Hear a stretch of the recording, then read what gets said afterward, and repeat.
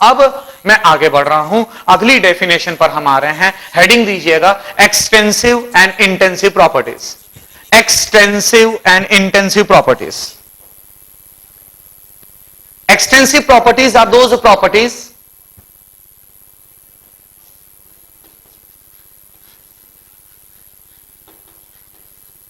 these are those properties which depends on the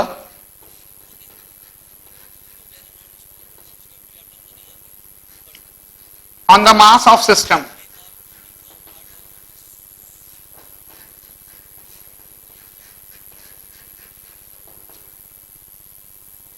Which depends on the mass of system. ये mass dependent होती है और ये मास independent होती है।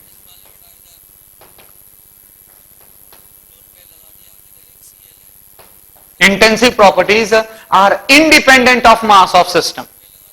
आईएन, इंटेंसिव की शुरुआत हो रही है आईएन के साथ में, तो ध्यान में रखना, it is independent of mass of system, mass के ऊपर डिपेंड नहीं करती है, right.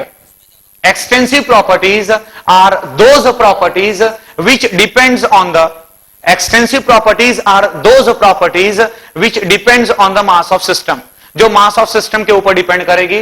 and the intensive properties are those properties which are independent of mass of system, जो mass के ऊपर डिपेंड नहीं करेगी, राइट। अब किसी भी एग्जाम के अंदर बच्चों आप मानकर चल लीजिए, भले ही वो IIT JEE की परीक्षा हो, AIEEE की परीक्षा हो, MPPT हो, PMT हो, कोई रीजनल एग्जाम हो, मेरे को नहीं लगता है कि वो आपसे डेफिनेशन पूछेगा कि एक्सटेंसिव प्रॉपर्टीज क्या होती हैं या इंटेंसिव प्रॉपर्टीज क्या होती हैं। What is important are the examples. आपको अच्छी तरीके से कमांड होनी चाहिए कि एक्सटेंसिव प्रॉपर्टीज क्या हैं एंड इंटेंसिव प्रॉपर्टीज क्या होती है। मतलब कौन सी प्रॉपर्टी को आप एक्सटेंसिव की कैटेगरी में डालेंगे या कौन सी प्रॉपर्टी को इंटेंसिव की कैटेगरी में आप डालेंगे। जैसे कि अपन कुछ चर्चा करते हैं, 8-10 प्रॉपर्टीज को लेकर अपन चर्चा कर रहे हैं। जैसे पहला केस अपन ले रहे हैं,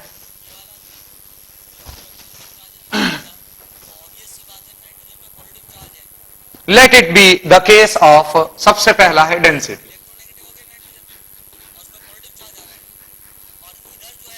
अब डेंसिटी को अगर हम लेकर बात करें तो ये जो डेंसिटी है it is definitely intensive property, ये अपने आप में इंटेंसिव प्रॉपर्टी है। क्यों आप इसको इंटेंसिव प्रॉपर्टी की कैटेगरी में डाल रहे हो?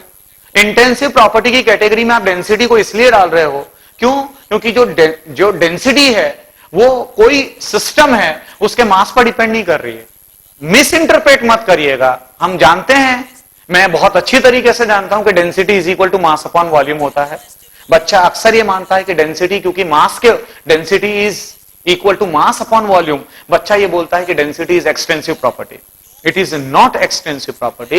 Density is intensive property. It is independent of mass of system. मैं लॉजिक क्या दे रहा हूं आपको कि मेरे पास पानी चाहे जितना भी हो, पानी की भले ही मेरे पास 1 ml पानी हो, 1 लीटर पानी हो या 1 मीटर क्यूब पानी हो, बराबर है। अगर मैं पानी की बात करूंगा, राइट, पानी की डेंसिटी 25 डिग्री सेंटीग्रेड के ऊपर या 4 डिग्री सेंटीग्रेड पर बात करें, 4 डिग्री सेंटीग्रेड के ऊपर पानी की डेंसिटी 1 ग्राम पर ml रहती है, राइट। पानी चाहे जितना भी हो आपके पास, 1 ग्लास पानी हो, 1 बाल्टी भरकर पानी हो, बराबर है। पूरा के पूरा स्विमिंग पूल की बात करें, स्विमिंग पूल में जो पानी है, बराबर है। बच्चों सीधी सी बात है कि जो डेंसिटी है वो डेंसिटी तो 1 ही रहेगी ना, या 1 के आसपास रहेगी, जो भी वो डिपेंड करेगा। 25 डिग्री सेंटीग्रेड पर अगर मैं 1 ले लेता हूं तो 25 डिग्री सेंटीग्रेड पर पानी है, ग्लास में जो पानी है वो भी 25 डिग्री पर है, राइट। बकेट में जो पानी है वो भी 25 डिग्री पर है, जो स्विमिंग पूल में पानी है वो भी 25 डिग्री पर है, right. It is definitely the density is 1 ग्राम पर ml, because the density is intensive property. अगर डेंसिटी मास डिपेंडेंट होती तो जब पानी का मास बढ़ा रहे हो, 1 ग्लास में पानी कम आया था, बकेट में ज्यादा पानी है, स्विमिंग पूल में तो और ज्यादा पानी है, बराबर है, तो निश्चित रूप से राइट डेंसिटी परिवर्तित हो जानी चाहिए थी। अब स्विमिंग पूल की बात करूं तो स्विमिंग पूल में तो कई हजारों लीटर पानी आता है, हजारों लीटर, लाखों लीटर पानी आता है, राइट, तो निश्चित रूप से वहां पर तो डेंसिटी अलग होनी चाहिए थी। या कोई भी, अब जरूरी नहीं है कि सिर्फ पानी का ही एग्जांपल लिया जाए। चलिए अब अपन सॉलिड की बात करें। मान लीजिए लोहा है, लोहा छोटा सा टुकड़ा है, अब उसकी भी सर्टेन डेंसिटी होगी। लेट द डेंसिटी इज 8 ग्राम पर क्यूबिक सेंटीमीटर।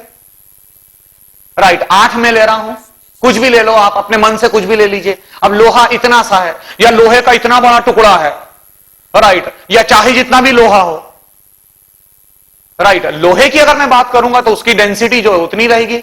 मर्क्यूरी आप लोग पढ़ते भी हो, मर्क्यूरी के बारे में आप काफी यूज करते हो। प्रेशर है, आप कहते हो 76 सेंटीमीटर ऑफ Hg, आप कहते हो 760 millimetre of Hg।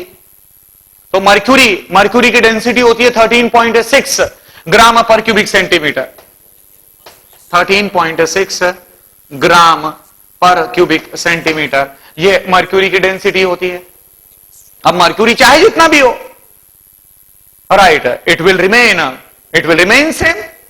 So definitely the density is intensive property. एक काम करिएगा बच्चों, ज्यादा अच्छा होगा कि आप एक चार्ट बना लें, इंटेंसिव और एक्सटेंसिव प्रॉपर्टी की टेबल आप बना लें इस तरीके से।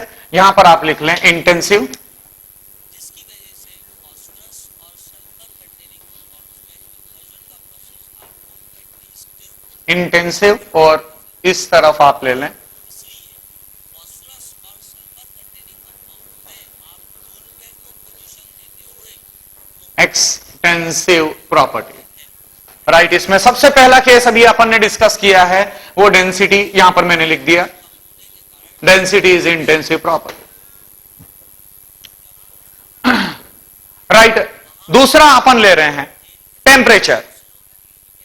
Temperature is again intensive property, temperature is again intensive property. कैसे? कि मटके में पानी भरा हुआ है, मटका अभी भी थोड़ा सा गर्मी है, राइट, आप मटके का पानी पीना पसंद करते हैं। मटके के अंदर पानी भरा हुआ है, कितनी कैपेसिटी होती है मटके की? अगर मान लीजिए एक नॉर्मल साइज का मटका है तो आराम से उसकी कैपेसिटी 12, 13, 14 लीटर पानी होल्ड करेगा। पानी ठंडा है। अब ऐसा तो नहीं है कि जब आप पानी पियोगे तो पूरा के पूरा मटका उठाकर पानी पीना शुरू कर दिया आपने। आप क्या करोगे? मटके में नल लगा हुआ है, आप नल से, राइट, थोड़ा सा पानी निकालोगे। जो मटके में पानी था वो ठंडा था, मान लीजिए उसका टेम्परेचर था 20 डिग्री सेंटीग्रेड, जो आप पानी निकालोगे वो भी तो 20 डिग्री सेंटीग्रेड पर होगा। Temperature is intensive property, right. अगर मास के साथ परिवर्तित हो रहा होता, अगर मास के साथ ही उसको परिवर्तन होना होता, तो जो आपने एक ग्लास पानी निकाला, राइट, तो वो एक ग्लास जो आपने पानी निकाला है उसका टेम्परेचर कुछ और होना चाहिए था। मतलब एक्चुअली जो टेम्परेचर है वो समथिंग सिस्टम की प्रॉपर्टी होती है। जिस कमरे में आप बैठे हुए हो अभी, राइट, उस कमरे में पूरे में टेम्परेचर तो समान ही है। मतलब मैं उस कमरे में कहीं पर भी जाऊंगा तो जो टेम्परेचर मिलेगा वो 25 डिग्री सेंटीग्रेड ही मिलेगा। Let the temperature of the room in which you people are sitting, right, it is 25 degree centigrade, right. तो टेम्परेचर तो बच्चों 25 डिग्री सेंटीग्रेड ही रहना है, राइट। उसी तरीके से टेम्परेचर को लेकर, अब टेम्परेचर में फिर कुछ भी आ जाए, मान लीजिए टेम्परेचर में ही बॉइलिंग पॉइंट आ जाए, मेल्टिंग पॉइंट आ जाए, right, definitely these are also intensive properties. कैसे? पानी चाहे जितना भी हो, पानी एक ग्लास में कहूं कि जरा इस एक ग्लास पानी है, इसको गर्म कर दो, बॉईल कर दो, बॉईल करो, राइट, तो जो पानी बॉईल होगा वो निश्चित रूप से 100 डिग्री सेंटीग्रेड पर उबलेगा। मैंने एक बाल्टी आपको पकड़ाई, मैंने कहा ये लो बकेट लो, इसको जरा बॉईल करो, बॉईल करना, वो पानी जो बकेट में है, राइट, वो भी 100 डिग्री सेंटीग्रेड पर उबलेगा। तो बॉइलिंग पॉइंट इंटेंसिव प्रॉपर्टी हुआ ना। ग्लास के अंदर कम पानी था तब भी वो 100 डिग्री सेंटीग्रेड पर उबल रहा है पानी, बकेट के अंदर ज्यादा पानी है तब भी वो 100 डिग्री सेंटीग्रेड पर उबल रहा है।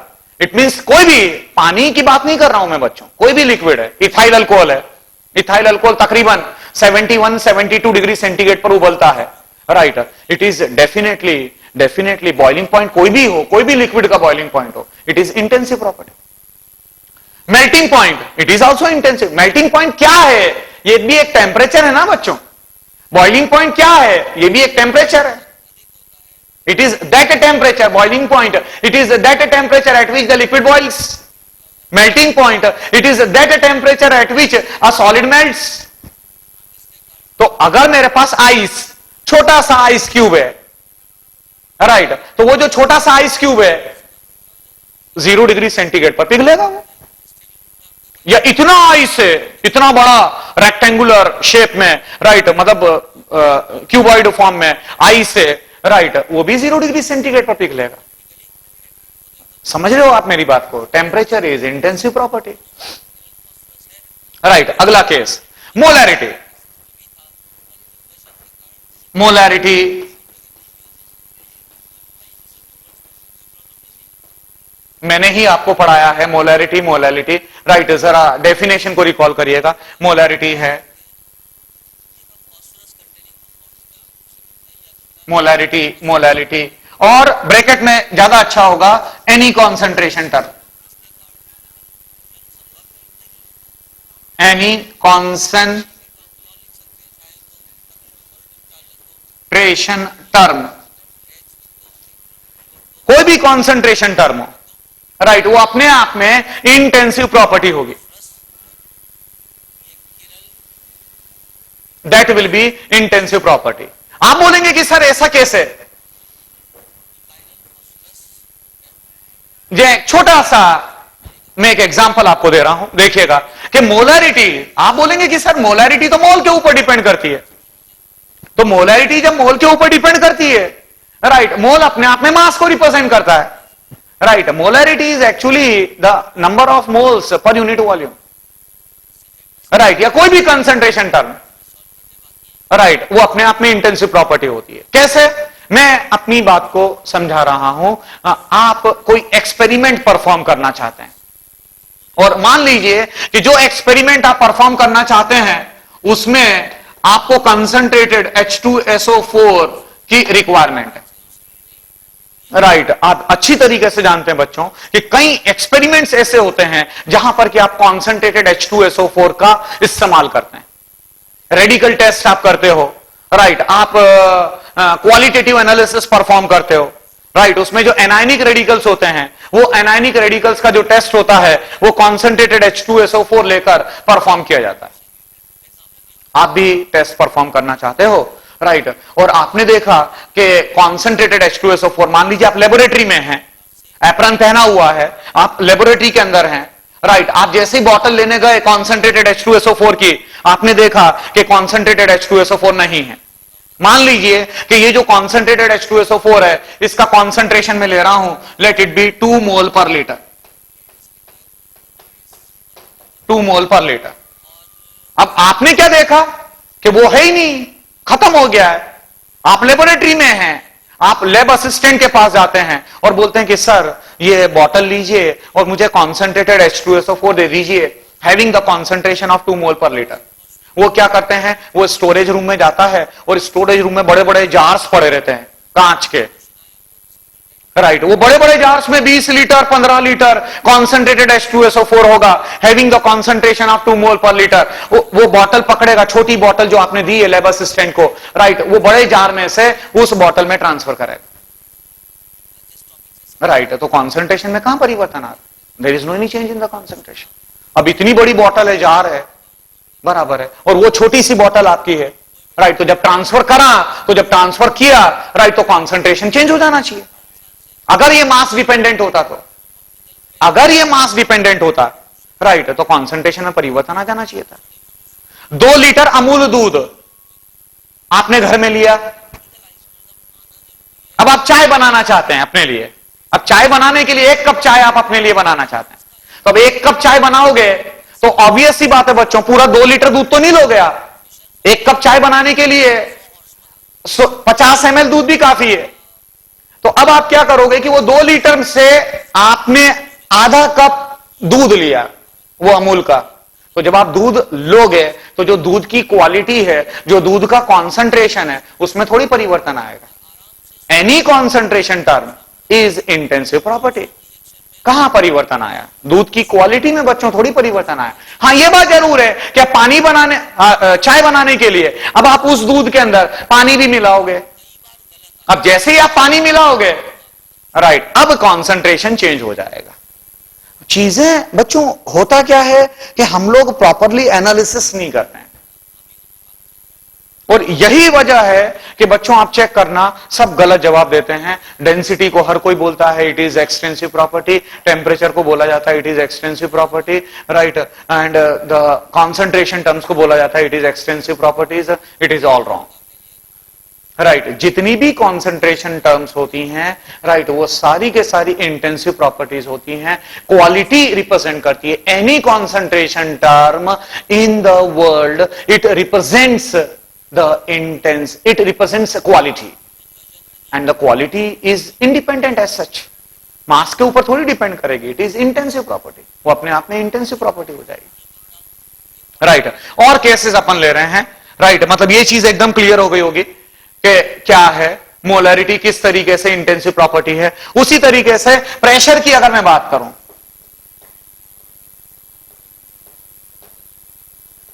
प्रेशर, राइट, डेफिनेटली जो प्रेशर है इट इज इंटेंसिव प्रॉपर्टी। कैसे? अब इस बात को समझाने के लिए, pressure is intensive property because again the pressure of a gas is nothing but the force per unit area, force per unit area, right. देखिएगा, मान लीजिए कि मेरे पास एक कंटेनर है, ये एक क्लोज्ड कंटेनर है, और इस क्लोज्ड कंटेनर में having volume of 5 litres, 5 litre इसके अंदर मान लो हीलियम गैस है, helium gas at 0 degree centigrade. और मान लो कि अंदर का जो प्रेशर है, अंदर का प्रेशर P है, तो जो अंदर का प्रेशर P है, तो अगर आप इस वेसल के, समझना बच्चों, ये वेसल है, इसका वॉल्यूम आपको दे रखा 5 लीटर, इसमें हीलियम गैस भरी हुई है at 0 degree centigrade and the pressure P। अब ये जो हीलियम गैस अंदर भरी हुई है प्रेशर P के ऊपर, अब जस्ट ऐसे कल्पना करो कि आप इस वेसल के अंदर जाते हैं, हीलियम गैस के मॉलिक्यूल्स हैं अंदर, जो कंटेनर है उस कंटेनर के अंदर हीलियम गैस के मॉलिक्यूल्स हैं, एंड द हीलियम गैस के जो मॉलिक्यूल्स हैं इस वॉल के ऊपर प्रेशर P एक्सर्ट कर रहे हैं। What is pressure? As per the kinetic theory of gases, the pressure is the collision of the molecules with the wall of the vessel. मतलब जो वेसल की दीवारें हैं, जो वॉल हैं, राइट, वेसल की जो वॉल्स हैं उसके ऊपर जो मॉलिक्यूल्स कोलाइड कर रहे हैं, राइट, जिससे कि प्रेशर एक्सर्ट कर रहे हैं। अब मान लो कि उस वेसल के आपने एक छोटे से पार्ट, उस वेसल के अंदर एक छोटे से पार्ट हीलियम को निकाला, आपने छोटा सा पार्ट आपने हीलियम को निकाला, और उस जो छोटा सा पार्ट आपने हीलियम को निकाला, अगर आप उसका प्रेशर लेंगे, उसका प्रेशर अगर आप मेजर करोगे, again it will comes out to be P, it will again comes out to be P। अब ऐसा थोड़ी आपने हीलियम थोड़ा सा, वो वेसल में से आपने थोड़ी सी हीलियम निकाली, तो उस वेसल में से थोड़ी सी आपने हीलियम निकाली, तो ऐसा थोड़ी कि क्योंकि मास कम हो गया तो प्रेशर कम हो जाएगा। मैं क्या बोल रहा हूं बच्चों कि there should not be the misinterpretation of the definition, कि एग्जैक्ट वो चीज क्लियर होनी चाहिए कि एक्सटेंसिव क्या है या इंटेंसिव क्या है, राइट। जैसे कि मैं एक और आपको दूसरा एग्जांपल दे रहा हूं प्रेशर में, जैसे मैं वेपर प्रेशर की बात करूं, vapour pressure, right, vapor pressure is the pressure exerted by the vapors of any liquid in equilibrium state। equilibrium condition के अंदर, equilibrium condition के अंदर कोई लिक्विड है और उस लिक्विड की जो वेपर्स हैं, वेपर्स जो प्रेशर एक्सर्ट करेगी, right, that is the vapour pressure of that liquid. अब लिक्विड में सबसे बढ़िया आपको समझाने के लिए, मान लीजिए मैंने पानी का एग्जांपल लिया, let you have taken water in a beaker, किसी बीकर के अंदर आपने पानी को लिया। अब किसी बीकर के अंदर आपने पानी को लिया, late the temperature of the water is 25 degree centigrade. मैं बता दूं आपको कि 25 डिग्री सेंटीग्रेड के ऊपर जो पानी का प्रेशर होता है, पी नॉट ऑफ वाटर जो होता है, that is equal to 23.8 torr. Approximately बच्चों ये इतना होता है। अब ये जो पानी है, एक ग्लास में पानी है, राइट, और उसका जो प्रेशर है वो 23.8 टॉर है। अब पानी आप चाहे जितना भी लीजिए, एक बकेट में आपने पानी लिया, एक बाल्टी में आपने पानी लिया, तो बाल्टी में अगर आप पानी लोगे, राइट, तब भी जो उसका प्रेशर है, जो उसका वेपर प्रेशर है, पानी का जो वेपर प्रेशर है, provided the temperature is 25 degree centigrade, तब भी वो 23.8 टॉर ही रहेगा। Right, vapour pressure is independent of mass of system. It means the pressure is independent of mass of system. It means the pressure is intensive property, वो अपने आप में एक intensive property है। उसी तरीके से स्पेसिफिक हीट एच लगा हुआ है, और अब उन्होंने इस पार्ट को देखा और इस पार्ट को देखा और यू बना हुआ है ये part. Specific heat is intensive property, ये अपने आप में इंटेंसिव प्रॉपर्टी है। राइट, ध्यान रखना, specific heat it means the amount of heat required to raise the temperature of 1 gram of substance by 1 degree centigrade. Specific heat अपने आप में इंटेंसिव प्रॉपर्टी होती है। प्लीज उसको मिस इंटरप्रेट मत करिएगा। बट हां, यह ध्यान में रखना कि जो हीट कैपेसिटी है,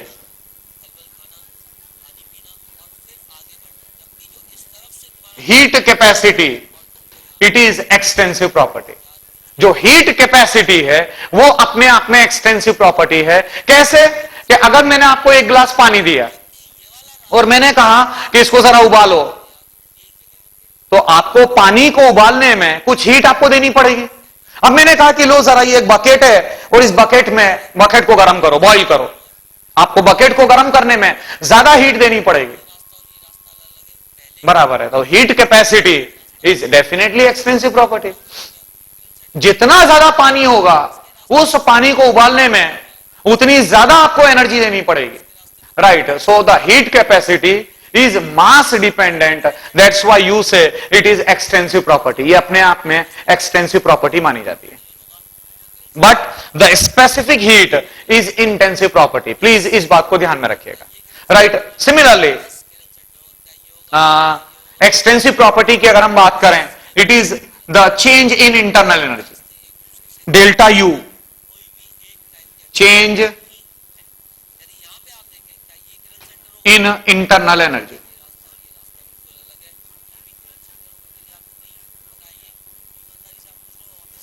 राइट, जिसको कि आप डेल्टा यू से रिप्रेजेंट करते हैं। राइट, ये अपने आप में एक्सटेंसिव प्रॉपर्टी है। कोई भी थर्मोडायनेमिकल प्रॉपर्टी, प्लीज सारे बच्चे ध्यान में रखिएगा, any thermodynamical property is extensive property. उसी तरीके से चेंज इन एंथैल्पी,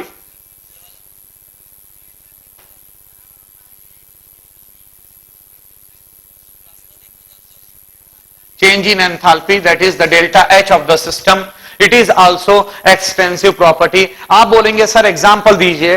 राइट, देखिएगा मैं एक एग्जांपल आपको दे रहा हूं।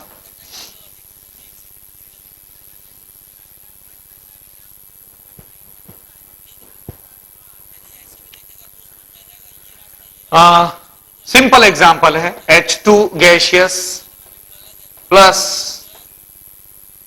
Twice of H2 gaseous plus O2, या एक काम करिए H2 यहां हाफ कर लीजिए और 1 मोल मान लीजिए आपने लिक्विड बनाया, H2O लिक्विड। बहुत बढ़िया एग्जांपल दे रहा हूं, H2 gaseous plus half of O2 gaseous giving H2O liquid. इसका जो डेल्टा H होता है वो माइनस 285 किलोजूल पर मोल होता है। Delta H of this reaction minus 285 kilojoule पर मोल। पानी का जो बनना होता है from its corresponding stable elements, it is exothermic in nature. ये अपने आप में एक्सोथर्मिक होता है और 285 किलोजूल की एनर्जी इवॉल्व कर जाती है। माइनस 285 किलोजूल पर मोल एनर्जी इवॉल्व करती है। मैं आपको यह बताने की कोशिश कर रहा हूं कि ये अपने आप में एक्सटेंसिव प्रॉपर्टी है। राइट अगर पानी का 1 मोल बनाया तो 285 किलोजूल की एनर्जी इवॉल्व करेगी। अगर पानी के 2 मोल बनाओगे तो जो डेल्टा एच की वैल्यू होगी दैट इज -2 इंटू 285 किलोजूल। अगर 2 मोल पानी के बनाओगे राइट तो 2 इंटू 285। अगर पानी के 3 मोल बनाओगे तो 3 इंटू 285। पानी के 4 मोल बनाओगे तो 4 इंटू 285। कहने का मतलब यह बच्चों कि जितना ज्यादा पानी बनेगा, जितना ज्यादा मास पानी का बनेगा राइट उतना ज्यादा हीट इवॉल्व होती चली जाएगी। Take other case, carbon solid plus O2 gaseous giving CO2 gaseous. इसका जो डेल्टा एच होता है इट इज -392 किलोजूल पर मोल, -392 किलोजूल पर मोल बराबर है। जब जब 1 मोल पानी का CO2 का बनेगा, जब जब 1 मोल CO2 का बनेगा from its stable elements carbon plus O2 giving CO2, this is the combustion of carbon. Carbon का आपने कंबशन करवाया तो CO2 बनी राइट -392 किलोजूल की हीट, 392 किलोजूल की हीट इवॉल्व कर गई। तो अगर CO2 का 1 मोल बनेगा तो इतनी एनर्जी इवॉल्व करेगी। अगर 2 मोल बनाओगे तो इसका डबल, 3 मोल करवाओगे तो इसका ट्रिपल, 4 मोल करवाओगे तो 4 टाइम्स ऑफ 392। कहने का मतलब यह हुआ बच्चों कि जितना ज्यादा मास CO2 का बनेगा, जितने ज्यादा नंबर ऑफ मोल्स CO2 के बनेंगे उतनी ज्यादा हीट इवॉल्व करेगी right. So the delta H is definitely the extensive property and similarly the delta U जो इंटरनल एनर्जी है that is definitely extensive property. उसी तरीके से अगर यहां पर हम बात करें डेल्टा S जिसको आप कहते हैं change in entropy, change in entropy,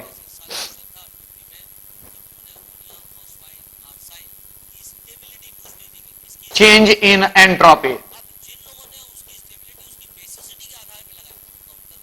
right it is extensive property. जितना ज्यादा मास ऑफ सिस्टम होगा एंट्रोपी चेंज की जो वैल्यू मिलेगी वो उतनी ज्यादा आपको मिलेगी। जितनी भी थर्मोडायनेमिकल टर्म्स है right delta G is again extensive property.